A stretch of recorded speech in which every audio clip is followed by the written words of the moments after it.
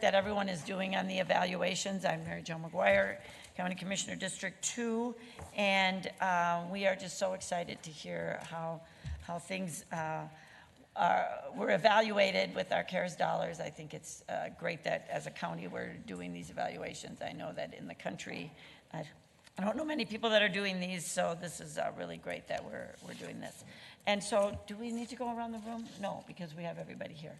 So thank you all. You'll introduce yourselves as you make your comments, if that would be appropriate to say who you are and your role in this. I'm going to call on Deputy County Manager Joanna Berg. She's going to give a few introductory remarks, and then we're going to hear the evaluation. And what I would say to you, all of you now, is that this is a really important topic. We want to give it as much time as we need to for that. We do have to leave the chambers here at noon, so we will be taking a break until 12:30 to go downstairs to be in our workshop area there, and then we will resume the workshop at 12:30 and then go until as long as we need to go to, but we're hoping 1 or 1:30, I mean, however long it takes us to finish the workshop, but we want to make sure that we give you as much time as you need to give your report. So thank you. And so Deputy County Manager Berg. Good morning, Madam Chair. Commissioners, thank you. I'm delighted here to introduce what is the second to the last of the series of evaluation board workshops here. This one is focusing on an assistance to folks with respect to housing stability, emergency assistance, and landlord assistance, and represents work that was done both in the Health and Wellness Service team and in the EGCI service team. And so I'll keep my remarks brief to keep us moving here this morning, and I'll turn it over to Director Tina Curry. Thank you. Good morning, Madam Chair and Commissioners. Tina Curry, Director of Financial Assistance Services. What we did, more than $10 million was budgeted toward emergency financial assistance for housing, utility assistance, and transportation. We combined existing state and federal emergency assistance and emergency general assistance money with CARES funding to serve more people. Lastly, funds could pay for rent, damage deposits, past due mortgage payments, utility arrears, and other basic transportation needs, such as car repairs. I'll now turn it over to Kathy Gilmore. Thank you. Madam Chair and Commissioners, I'm happy to be here. My name is Kathy Gilmore. I work in the Research and Evaluation Department. It's nice to see you. I'm going to jump right in on the evaluation questions, of which we have 4. You know, in the big scheme of things, I think you've heard some of these. Are Ramsey County residents better off for receiving these services? Have these funds, have people experienced greater housing stability? Are we reaching the most vulnerable in the population with this particular program? And how can the program be improved? We evaluated this in several different ways. As many of you know, the FASEA EGA database is Maxis, so we pulled data out of several databases. We also did a survey, a telephone survey of a representative sample of the population. We also stratified the data by race, ethnicity to make sure it was representative of the populations that we serve in these 2 programs. And when the sample size, I think it's important to also know when the sample size for any smaller group went below 10, we oversampled to make sure we had representation in the survey. So the voices you hear really represent the people who are served in the EA and EGA programs. And then we also geocoded, I love saying that word, geocoded and mapped addresses so we could kind of compare the results to the CDC's social vulnerability index to really take a look at areas, whether we really were able to reach areas of high vulnerability. And that is so exciting that we're doing it in all these programs. So in the big scheme of things, one of our first evaluation questions is, you know, are Ramsey County residents better off? And there's 2 pieces of information I really want to kind of share with you. You know, in the big scheme of things, you've heard before from Tina that we expanded the program criteria for EA and EGA. Some significant work was done in April and May, and then into later summer, early fall, and we reached more people. When we compared, for example, in the big scheme of things, people who participated between April and December of 2020 to the previous year, we reached 40% more. 40%, let me say, 40% more people received benefits than the previous time period in the previous year. So that was a positive. And I think kind of another logical question after that is, well, did we reach all communities, right, with that increase? And there were increases in all race, ethnic, and immigrant subgroups, some more than others. But I was happy to see that those increases were felt in all of our communities. And then some survey data also kind of lends itself to this question. We found that 97% of the people surveyed said that the funds that they received resolved the emergency for which they came to Ramsey County. Next slide. Oh, you guys see the slides down here. Kind of gives you just a bird's eye view of the top 3 issuances, and I think Tina already mentioned this a little bit. We spend over $10 million on this kind of umbrella CARES EGA program. And this gives you just kind of a visual about how the issuances kind of played out over a 9-month period. I think it's sometimes fascinating to see how, the curve goes up. As I mentioned, we expanded eligibility early in the program, and then you see issuances go up through October and then some trail off as the program, certainly in December, was closing down. What else can I tell you from this? Yes. Excuse me, we have a question. Yes. Commissioner McDonough. So the drop-off isn't because there was less need. The drop-off was because the program was closing. Commissioner McDonough, that is correct. The programs was closing at the end of the year. That's really important. Just looking at this would give you the sense that the need was going down.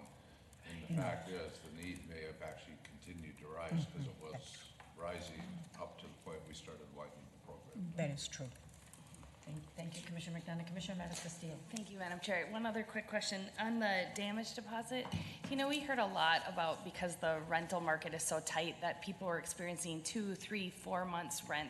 Did you see that in the request, that Yes. the deposit request was much higher by landlords? Commissioner Castillo, we did see that landlords are requesting sometimes 2 and 3 times damage deposits.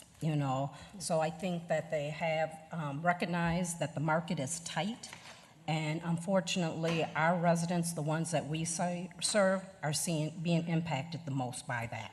Thank you. Thank you. Commissioner McDonough.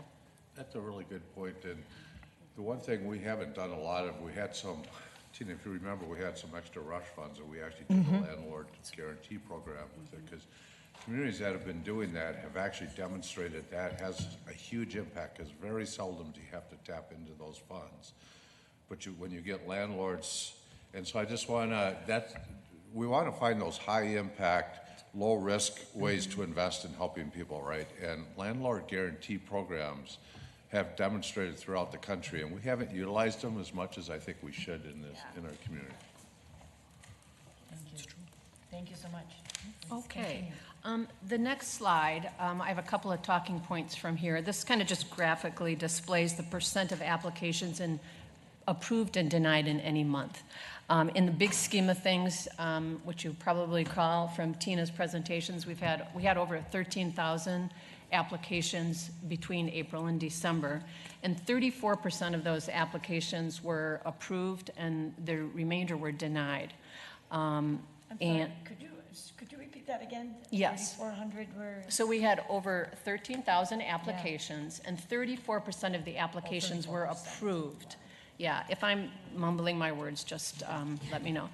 And then this chart, if you overlaid, for example, to the actual number of applications, the number of applications goes up through October and then starts to trail off the last 2 months.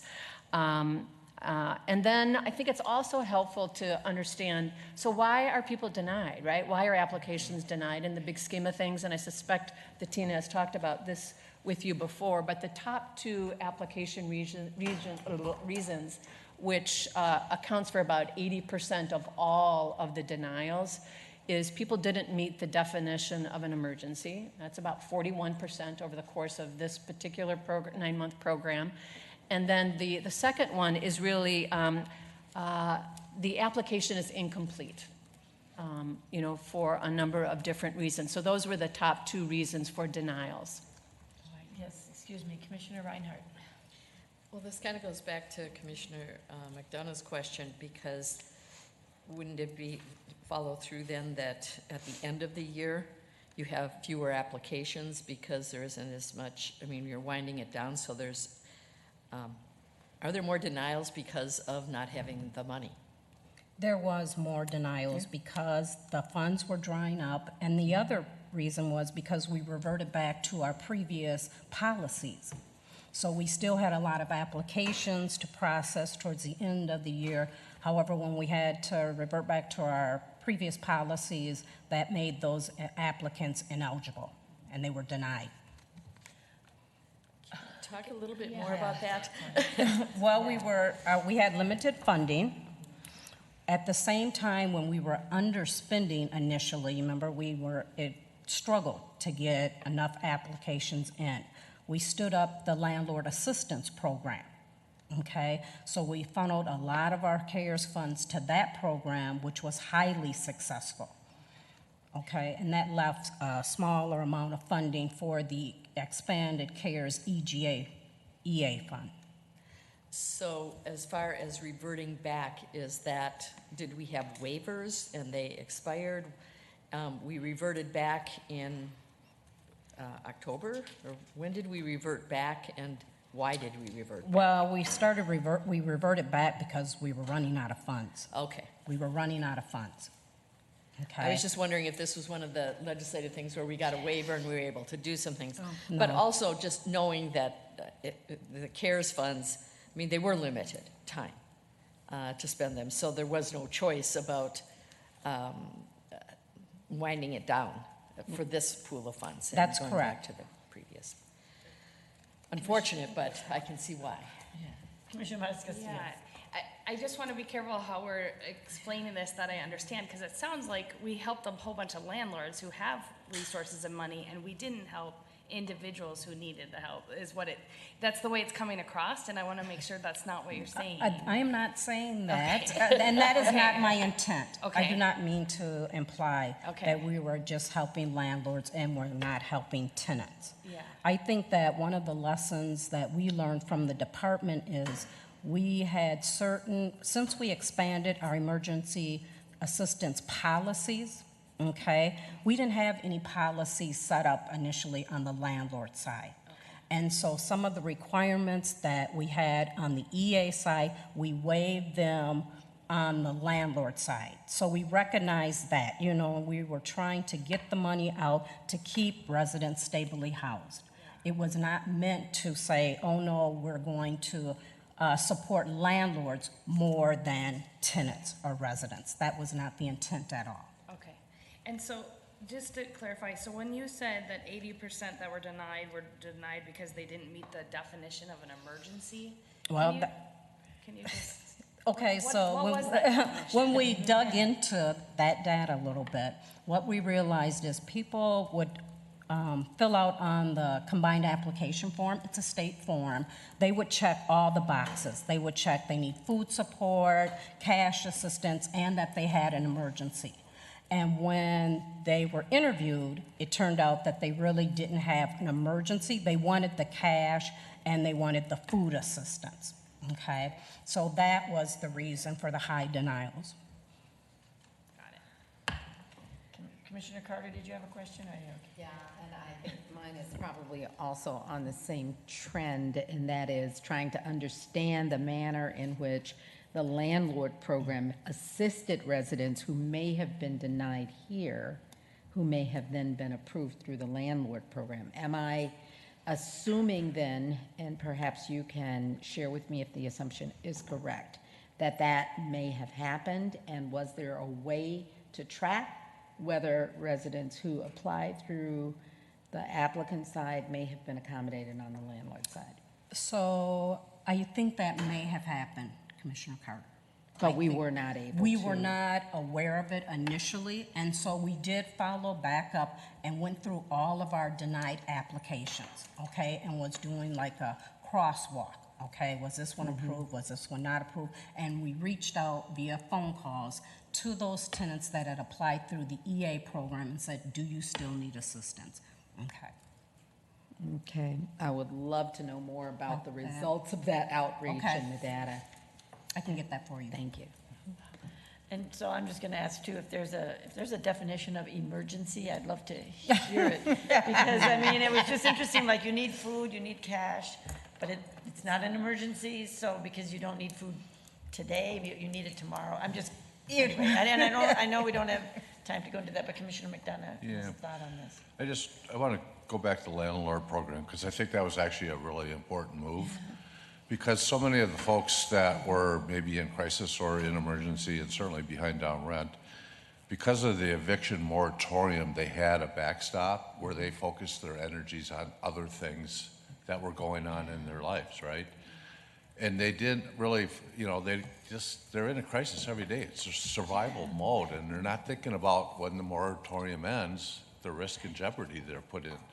That's why I think the landlord program was so important, was because the landlords needed the cash flow to stay healthy. But the biggest thing there, and I remember having the conversation with you, was the guarantee that when the moratorium ended, they couldn't, kick these folks out because they were behind on rent, because we squared them up. That was the biggest risk. That's where the risk comes of, are we helping landlords more than are we helping tenants, is ensuring that the tenants who benefited from the landlords participating in this program to stay current, we're not going to, move against those tenants once the moratorium listed. And I remember having this conversation with you, and that was one of the things we adjusted, if I recall right.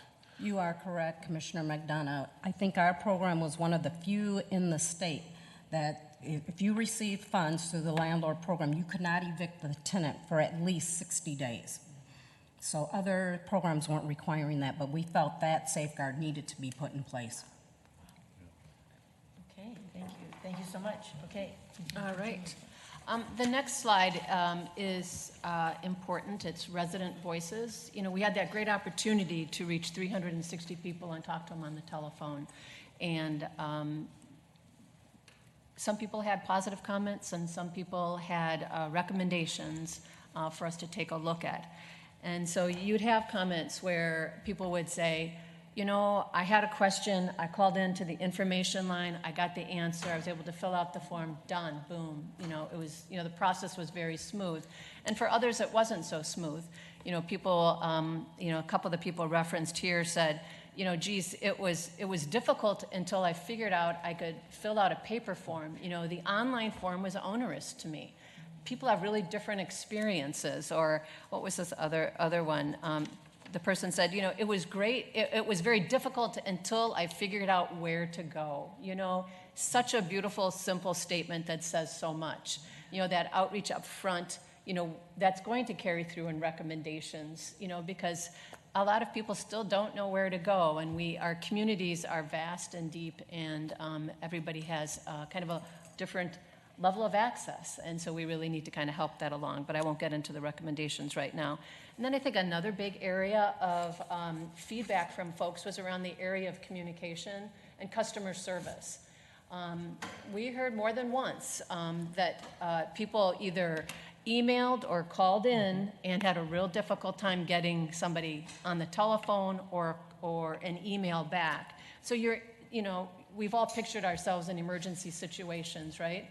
And, in an emergency situation and, you have a question about filling out an application, or you have an application in and you're not receiving any information back about where you are in the process or how to get a question answered, you can imagine what that does to one's stress. So we heard a lot about those types of things around communication and customer service, and that too will kind of come forward in a recommendation.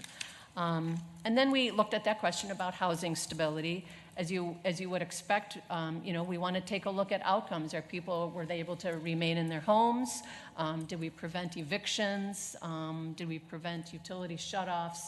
And we were able to ask those types of questions in the survey.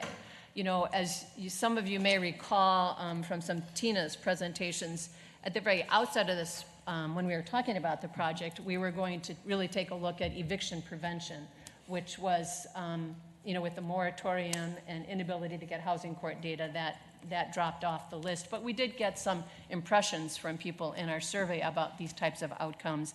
And we found that 99% of those folks surveyed who received rent and mortgage assistance said that, the funds helped them stay in their home. Similar percentages when we asked them if the impact of this program helped them prevent an eviction, perception-wise. And most individuals across race, ethnic, and immigrant groups had very high percentages, except for Hmong, which I wanted to point out. Only 71%, I believe, of Hmong immigrants indicated or perceived that the funds help prevent an eviction. And then we asked about the same kind of similar question about preventing utility shutoffs, and we had 90% of those who received utility assistance said it did help prevent a utility shutoff, and that was again also across race, ethnic, and immigrant subgroups in our project. And then we also took a look at an outcome around stress reduction. So did the receipt of this type of a benefit reduce stress? And 8 out of every 10 people said yes, indeed, that our stress was either reduced or greatly reduced. And I wanted to flip up this slide so you could just see how that plays out by race, ethnicity, and immigrant group for this particular sample. And it does vary. No one person and no one group are the same, but we did have lower levels of stress reduction indication for Asian American residents and for Latinx Hispanic residents. And for those folks who did experience or had more stress, let's say, they talked about all those multiple factors going on back then and also today, where they could have a job loss, they were worried about COVID, they're worried about their kids and their education response, and continued housing concerns. So those were some of the things people were juggling at that time. Another question was really around, this issue about are we reaching the most vulnerable to COVID-19? And we took a look at people and dollars in this question, and we did find that about 72% of people who received benefits lived in areas of high vulnerability, and an additional 15% were in areas that were considered vulnerable. And then when you look at the other side of dollars spent, similar proportion, 74% of dollars for this program were spent in areas of high vulnerability, and then an additional, comparable amount, around 14% were in vulnerable areas. Then I think the other piece of information that I think is important for all of us just to be aware is when we compare the results of this program to the population in poverty in Ramsey County, we find out some things around disparities. We find that Black people are 3.5 times more likely to receive assistance than their white counterparts. American Indians are 2.7 times more likely to receive assistance, but that's not for all groups. And we find that for Latino, Hispanic individuals, there's less likelihood of getting a benefit, as well and more so for Asian people in our community. So I think those are two groups that I think it's important for us to, again, to carry forward in our outreach and our work when we talk about recommendations. So how can the program be improved? I've kind of touched on these and I won't belabor them, and I think if you do have a minute to look at the report, I'll put a plug in there. There are many comments. Yes. Yeah, thank you, Commissioner Reinhardt. Thank you. I'm going back to the previous slide. Okay. It's I'm trying to digest it a little bit. Okay, I think it's important. Okay, compared to the total population in poverty. So, so this is a measurement of everyone that is in poverty? In Ramsey County. In Ramsey County. Compared it to the people who participated in this program. Okay. Mm-hmm. And let's see here. And so I'm still having trouble with the not vulnerable, okay, so this is, So there were the two most pieces of vulnerable to information here. COVID-19, and Excuse me. then so it's just the note at the bottom that is about how vulnerable they are versus the race. And so the note isn't completely transferable to the graphic. No, I'm sorry. I was trying to pack too much on the slide, I think, in the big scheme of things. Okay, I mean, it's really, I think what was important or what struck me here was, we always talk about total population, but the total population in poverty is very different. And trying to compare that to just in general, because the percentage of people in poverty is much higher in people of color. So, it's really interesting data that I would like to, if there's some way to dig a little bit deeper, because I think that the numbers then would go much higher for people of color. County Manager Does that make O'Connor has it, and then Commissioner Mattis-Castillo. Madam Chair, Commissioner Reinhardt, I think and this is an important point, and it is something we saw well before COVID, because when we go back to some of the original economic prosperity conversations, this was a dynamic that was discussed in the slides, and I remember the conversations in communities a lot. People would say, oh, no, it's all about income, and it's like, that's not what I'm saying.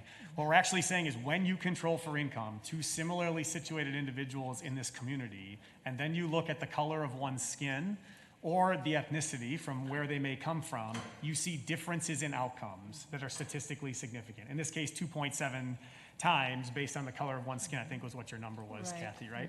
But we see that in employment, we see it in wealth building, and I think it's an important piece to keep pushing forward, because outside of this table, I think that is a dynamic frequently not well understood, and it's significant when designing programs in many of the areas in which the county works. Well, and that speaks to the issue of equity when people talk about, well, of course, everyone should be healthy, everyone should have the same opportunities. Well, that's true, but all you have to do is look at the data and realize that it's not what's happening. And so to try to make it so that the statement is true, we have to make significant changes. Thank you. Commissioner Mattis-Castillo. Yeah, I have two questions, one on this topic. So we're seeing here, though, in this case, in areas of poverty equal, that our Hispanic, Latinx community and our Asian community did not receive assistance. So I'm wondering if you went further to say why. Was it back to the original denial because they didn't have paperwork or not an emergency, or is there something else going on? Are we just doing a good job at outreaching to our Black and Indigenous community and need to do work on the Latinx and Asian community in this particular category? Well, it's an interesting question. I mean, I think in the big scheme of things, I do believe, I was just rereading some of the data, that African Americans apply at a higher rate, so that's kind of something to consider. But these disparities we have seen in EA and EGA over time, so I think it kind of calls for a community conversation in these two groups to say, why are people being denied in these two groups in particular?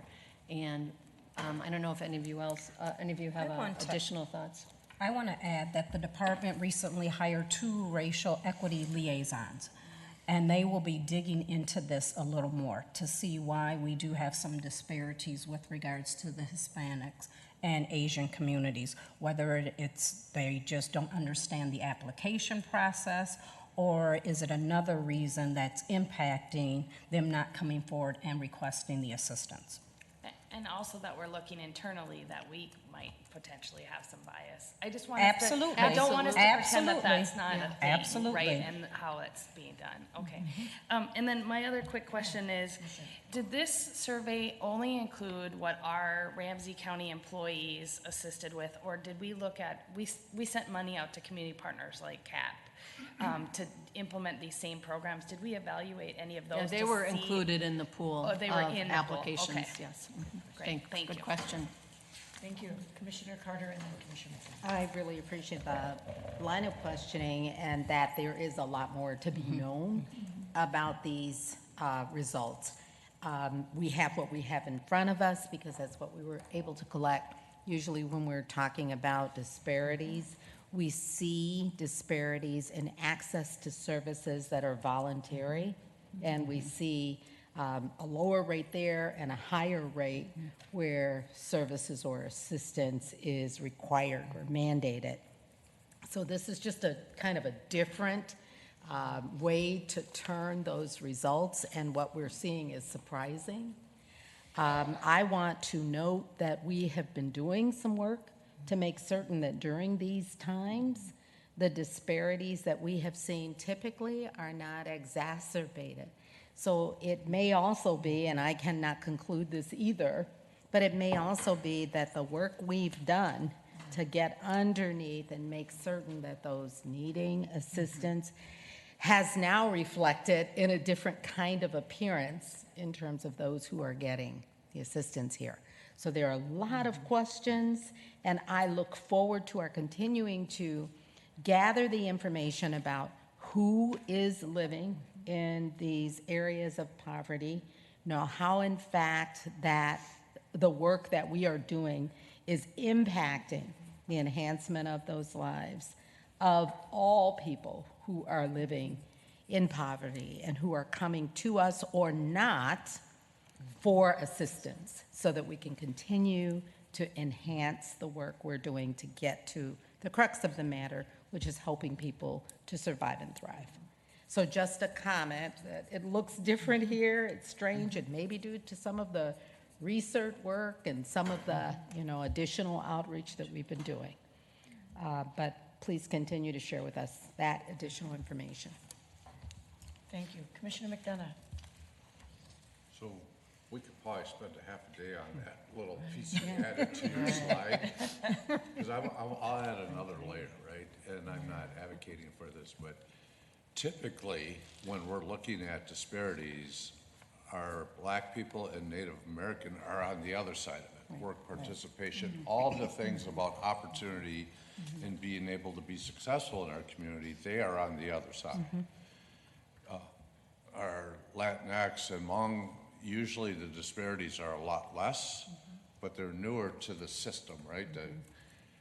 Where I'm going here is, sometimes we're our worst enemy when we try to work with people in the community. And in some ways, you could look at this and say, we've done a really good job of building a system to create people to be dependent on our system to provide for them.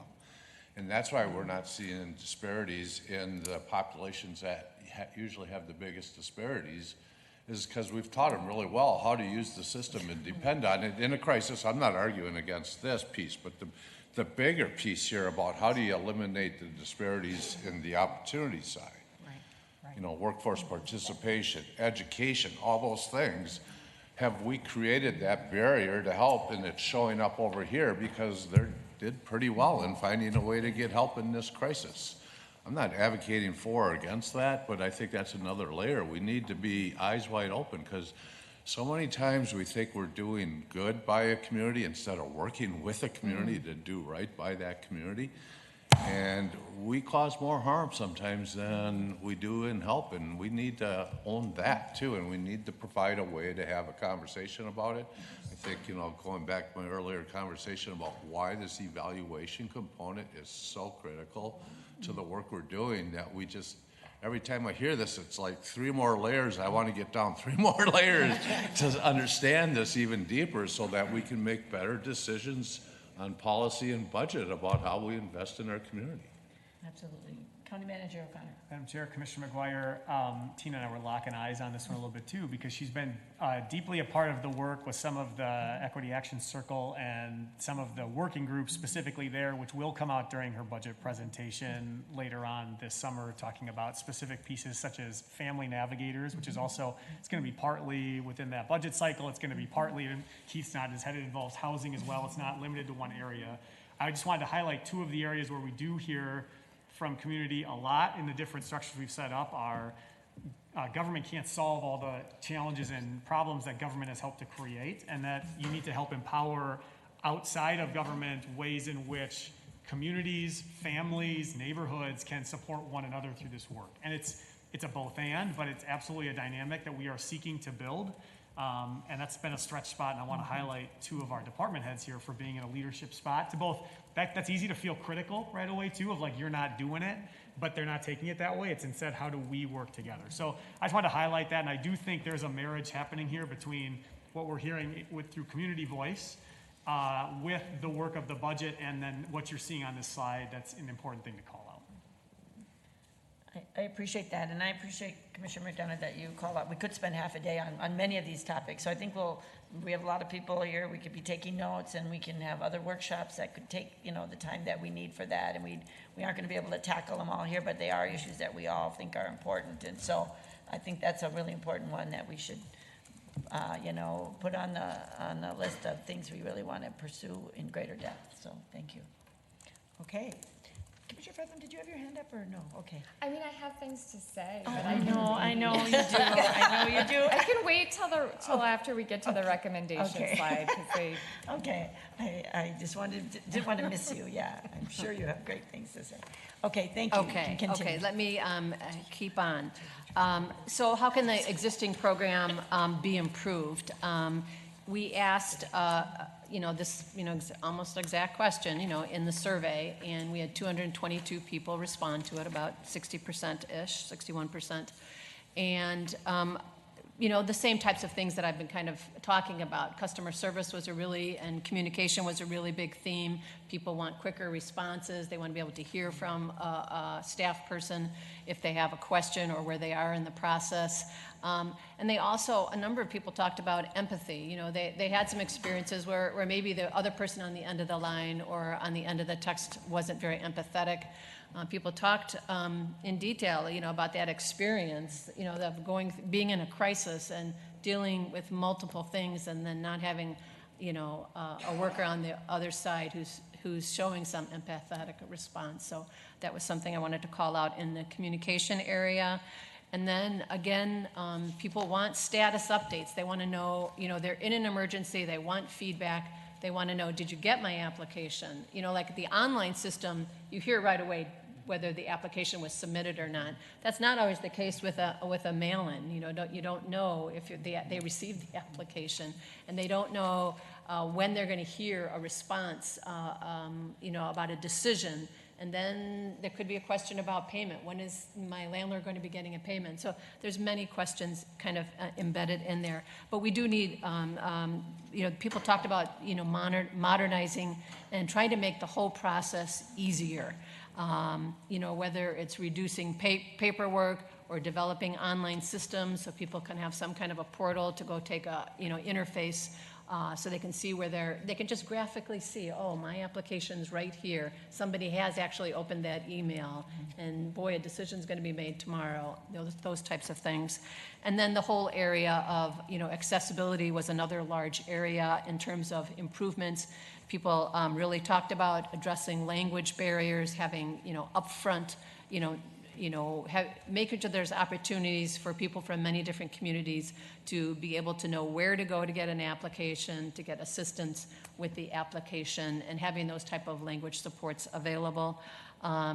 And then, there were many people who said, I have physical disabilities, or, they had many different kind of examples of who they are. And they said, sometimes just emailing something to you is really helpful, but if I have to upload it to some online program, you are really stretching me. And so we have to be really cognizant about how to make this process easier and improve the accessibility for many different reasons. And then I did want to note, and I wanted to kind of start out with this, but when we asked this question, 34% of the respondents said, everything is working fine. I so appreciate the assistance that you provided me. The staff were really stellar. When I did have a problem, I called a supervisor and I got an immediate response. So literally 34% of those 222 people had a very positive response. So, and they didn't have any suggestions. And so a point well taken. And then here on the next page is, again, some resident voices just to amplify. I think this group, I'm not sure you need the amplification. I think you've heard it many, many times. But, This first comment, a couple people had received a benefit and then they applied again and got denied. And they said, so what's up? Here, we know we have resources to address emergencies and I'm getting denied. And so is there a disconnect between the community and the deliverer of the benefit? And so just kind of a reminder of that voice in the community, and that people are saying it's taking time going through the system, and I need some kind of a one-stop shop where I can go and see where my application is in the process. So here we are. The next slide is, we're kind of winding down here or winding up, depending on which way you look at it, into recommendations. We did at the outset of making recommendations, this was kind of at the time that Tina was working very heavily in the community with the city and the state on the ERA program. We did make some recommendations around outreach and support, and making sure that we had supports around language and technology in the ERA program.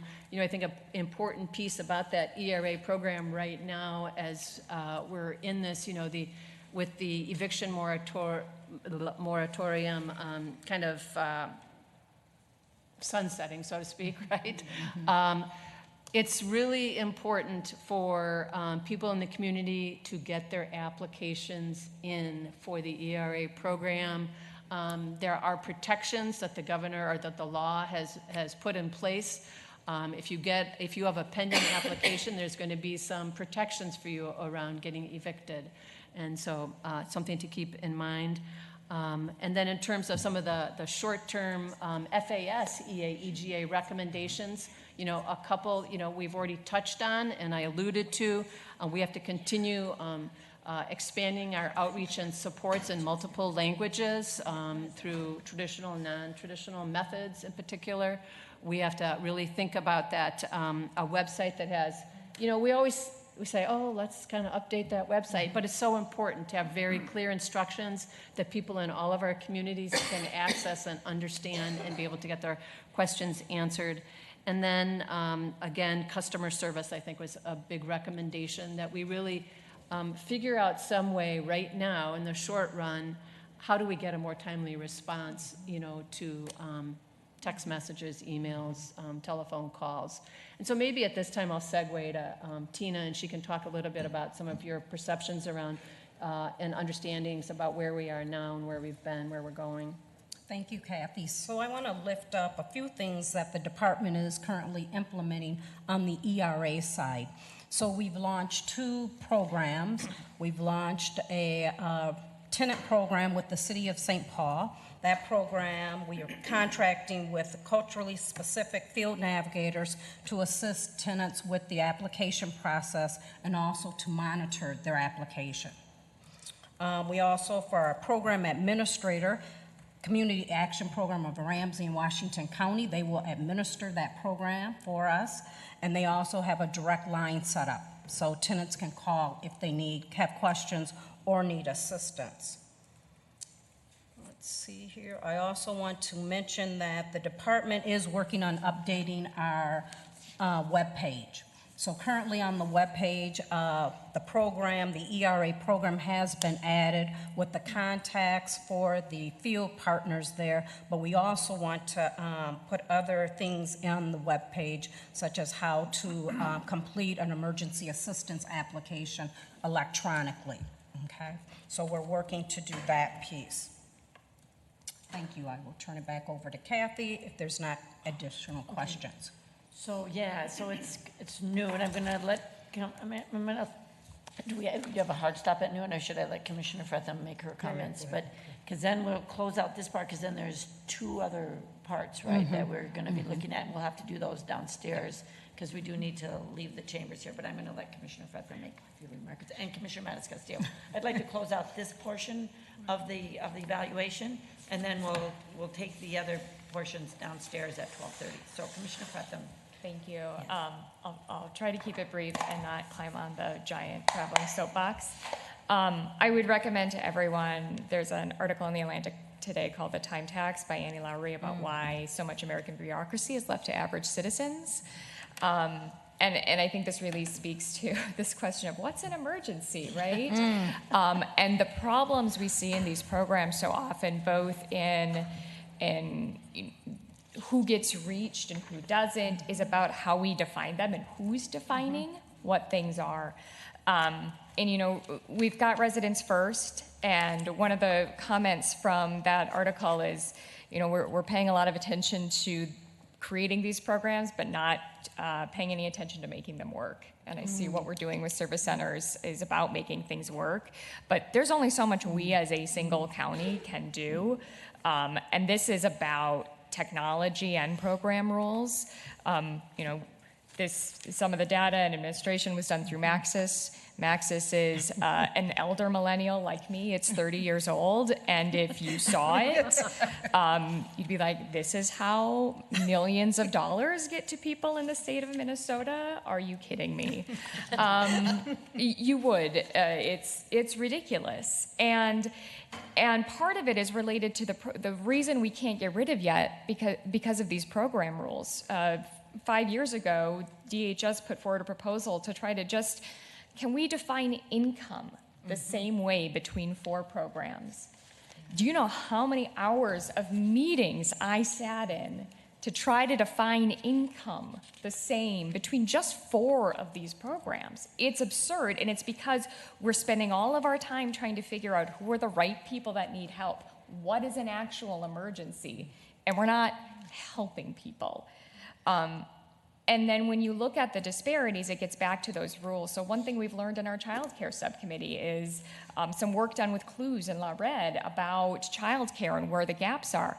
A lot of folks in the Hispanic and Latina community use family care, family, friends, and neighbors.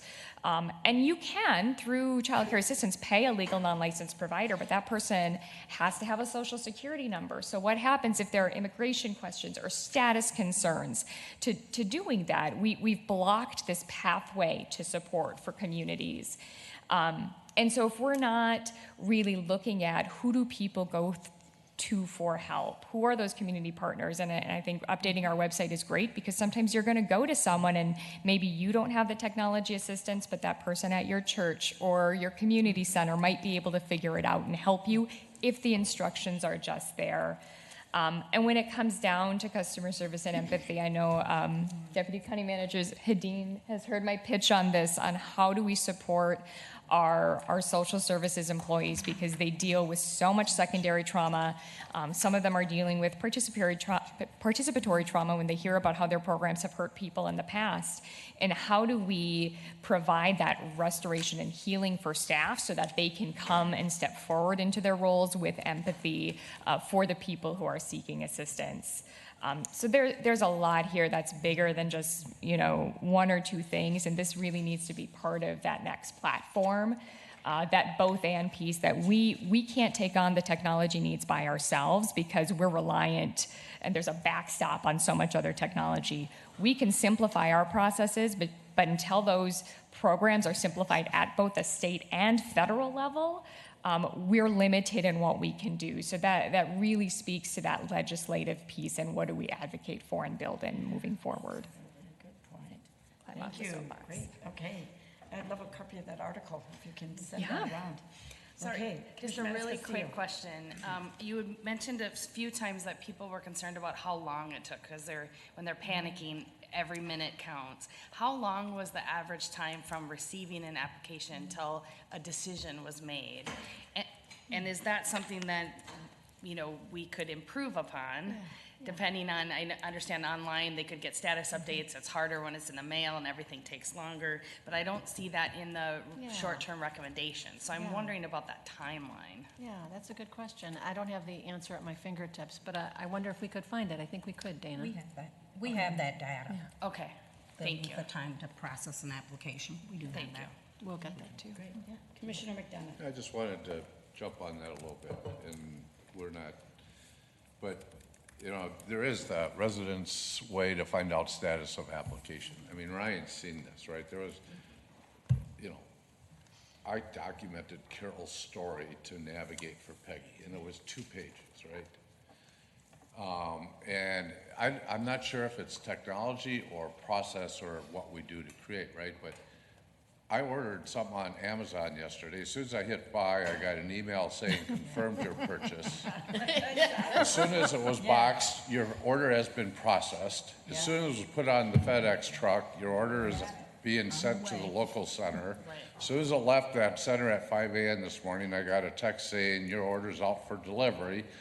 And then I just got a text 2 minutes ago, your order is 10 stops away from your house. And when they drop it, I will get a picture of that order, right? We're not Amazon, right? But nobody pushed a button to do any of that. It all was automatic, you know. There was a built-in system within the technology that provided those updates. And we don't need that, but can we do better with our technology that, yes, we received your application. Yes, someone looked at your application. Yes, this is where you're at in that application. You can apply for a bank loan on an app, right? And get all of those same things of whether you're pre-qualified, qualified, something to that nature. So I'm with you on that technology piece if we can get there. Maybe we'll see that in the budget presentation later. So what I can Before or after the evaluators. I was going to say, Director Curry, did you want to comment on that? I was just going to say, with our Human Services Technology Modernization Project, we are requesting an interface so that residents will be able to check the statuses of their application. So And if that I can would be make a it big right, win. this actually is now happening because of the last budget cycle, because we put, you authorized a budget that put money towards residents first technology initiatives, which were always falling to the back of that line. And so it's forcing an uncomfortable conversation, but it proves the point of these don't ever rise to the top if you don't invest alongside other pieces in the front-facing side and why residents first matter. So it is actually happening. I don't want to overpromise it's going to be here. It will not be on your doorstep by the end of the day. No, don't look for it tomorrow either. We're totally on track. That's good. Well, okay, so I'm just going to recess this workshop until 12:30 down in the room 220. Thank you. What is our room number? 220 down in the council, in our county board chamber. Thank you. Okay, thank you. Thank you all. See you in 20 minutes.